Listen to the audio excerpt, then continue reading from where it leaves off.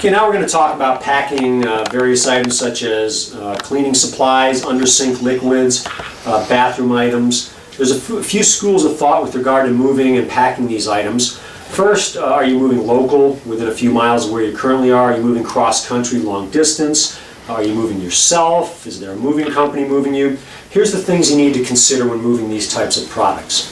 First of all, is it worth the risk, especially on a long distance move and the cost, to move items like this that might spill, might leak out into your other belongings? Movers might not be aware what's in the box, and so you'll load the box sideways. And there's a variety of risks associated with even considering moving these items. Not to mention the costs associated. When you move long distance cross country, you're paying by the pound. Sometimes it costs more to move this than it does to use it, give it to a friend locally, and then buy it new at destination.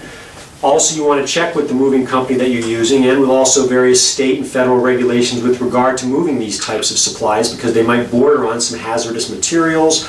So consult with your moving company that you're going to use to see what regulations might exist with regard to your specific move. In any case, certainly if you are going to pack and move these items, I personally like to wrap these items up in paper. Make sure the lids are on tight, secured tight, like such, and without question, obviously, once you wrap it up, you're not going to lay it flat, it might leak. You want to make sure you stack it vertically inside the box. Some people don't want to go ahead, and it's not necessary to actually wrap them in paper. If you put the lid on tight, you can just put the liquids in here.